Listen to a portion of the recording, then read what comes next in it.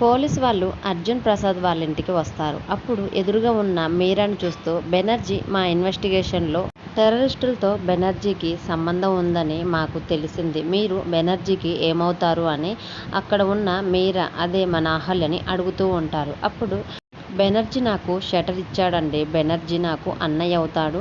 నేను తనకి చెల్లెల్ని అవుతానని మీరా పోలీసు వాళ్ళతో అంటూ ఉండేసరికి, మీరు తనకి చెల్లెలవుతారని చెప్తున్నారు కాబట్టి మిమ్మల్ని కూడా మేము అరెస్ట్ చేస్తున్నాం. మీకు కూడా టెర్రరిస్టులతో ఏమైనా సంబంధాలు ఉన్నాయో మేము తెలుసుకోవాలి. కాబట్టి మిమ్మల్ని ఇప్పుడు అరెస్ట్ చేస్తున్నాం అని చెప్పడంతో అక్కడే ఉన్న గౌతమ్తో సహా అర్జున్ ప్రసాద్ కుటుంబం మొత్తం కూడా ఒక్కసారిగా షాక్ అవుతుంది. తర్వాత లేడీ కానిస్టేబుల్ వెళ్ళి ఆ అమ్మాయిని అరెస్ట్ చేయండి అని ఎస్ఐ గారు చెప్పడంతో లేడీ కానిస్టేబుల్స్ మీరాని అరెస్ట్ చేస్తూ ఉంటారు. గౌతమ్ మాత్రం చాలా బాధపడుతూ పోలీసు వాళ్ళకి నచ్చజెప్పే ప్రయత్నం చేస్తున్నా కానీ వాళ్ళు వినకుండా అహల్యని అరెస్ట్ చేస్తూ ఉంటారు. అర్జున్ ప్రసాద్ వాళ్ళు మొత్తం కూడా ఏమీ మాట్లాడకుండా మౌనంగా ఉండిపోతారు. అహల్య బాగా ఏడుస్తూ ఉంటుంది. తర్వాత అహల్యని జీబు ఎక్కించానని ఎస్ఐ గారు చెప్తూ ఉండేసరికి అహల్య ఏడ్చుకుంటూ పోలీసుల జీబు ఎక్కి కూర్చుంటుంది. అప్పుడే అక్కడికి గౌతమ్ వచ్చి, మీరా గారు మీరు ఏం కంగారు పడకండి. నేను ఎలాగోలా మిమ్మల్ని ఖచ్చితంగా బయటకు తీసుకొచ్చే ప్రయత్నం చేస్తాను. మీరు ఏం బాధపడకండి అని మీరాకి ధైర్యం చెప్తూ ఉంటాడు.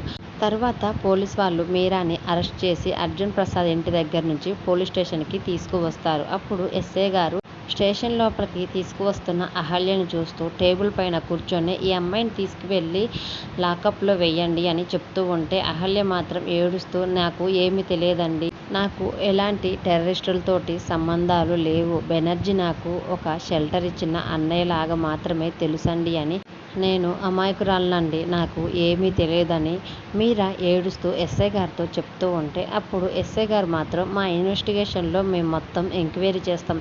ఎవరెవరికి టెర్రరిస్టులతో సంబంధాలు ఉన్నాయో అవన్నీ కూడా మేము తెలుసుకుంటాం. అప్పుడే నిన్ను వదిలేస్తామని మీరాకి చెప్పి వెంటనే లేడీ కానిస్టేబుల్స్కి సైగ చేసేసరికి అప్పుడు లేడీ కానిస్టేబుల్స్ అహల్యని తీసుకువెళ్ళి లాకప్లో ఉంచుతారు. అహల్యని లాకప్లో ఉంచగానే అహల్య బాధగా స్టేషన్లో కూర్చొని ఏడుస్తూ ఉంటుంది. ఎస్ఐ గారు మాత్రం ఇన్వెస్టిగేషన్ పని మీద ఉండి ఫైల్స్ అన్నిటిని కూడా చెక్ చేస్తూ ఉంటారు. మరోవైపు గౌతమ్ మీరాని ఆ స్టేషన్ నుంచి బయటికి ఎలా తీసుకురావాలి, బెనర్జీకి మీరాకి ఎలాంటి సంబంధం లేదని పోలీస్ వాళ్ళకి ఆధారాలతో ఎలా నిరూపించాలి అని ఆలోచిస్తూ ఉంటాడు. మరి గౌతమ్ మీరాని ఎలా కాపాడుకుంటాడు, బెనర్జీకి మీరాకి ఎలాంటి సంబంధం లేదని ఎలా నిరూపించి స్టేషన్ నుంచి బయటకు తీసుకువస్తాడు అనేది అప్కమింగ్ ప్రోమోలో చూద్దాం. వీడియో నచ్చితే ప్లీజ్ లైక్ చేసి మన ఛానల్ని సబ్స్క్రైబ్ చేసుకోండి. Thanks for watching.